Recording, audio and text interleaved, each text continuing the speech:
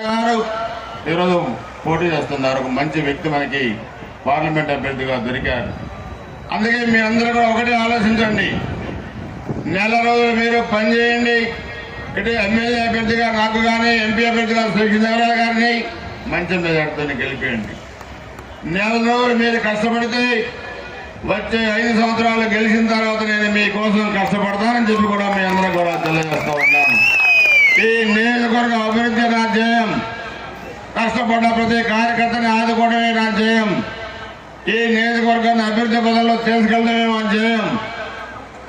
చంద్రబాబు నాయుడు గారిని అడిగి నిధులు తీసుకొచ్చి ఈ నియోజకవర్గంలో ప్రతి గ్రామాన్ని కూడా అభివృద్ధి చేస్తాం. తెలుగుదేశం ఉన్నప్పుడు చేసిన అభివృద్ధి తప్పితే వీళ్ళు అరాచకాలు చేశారు. అందుకే చంద్రబాబు నాయుడు గారు, పవన్ కళ్యాణ్ గారు, బీజేపీ పార్టీ ఈరోజు కేంద్ర ప్రభుత్వ సహకారం కూడా తీసుకొని ప్రశాంతమైన ఎన్నికలు జరిపి మే 13, జూన్ 4 ఈ 2 డేట్లు మనం గుర్తుపెట్టుకోవాలి. మే 13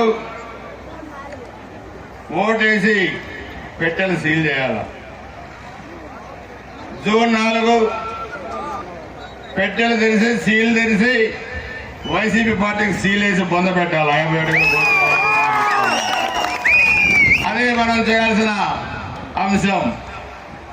అందుకే మీ అందరూ కూడా గుర్తుపెట్టుకొని మే 13 ఖచ్చితంగా రేపటికి నెల రోజుల్లో ఈ రాష్ట్ర ముఖచిత్రం, రాజకీయ ముఖచిత్రం మారబోతా ఉంది. మన కూటమి 155 సీట్లతో అధికారంలోకి రాబోతా ఉంది అని చెప్పి కూడా మీ అందరూ కూడా తెలియజేస్తా ఉన్నాను. 25కి 25 పార్లమెంటు సీట్లు మన కూటమి కూడా గెలవబోతా ఉంది.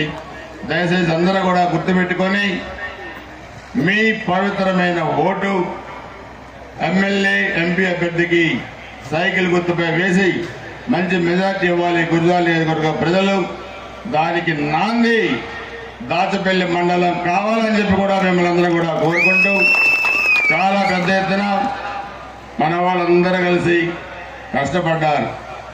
ఇల్లు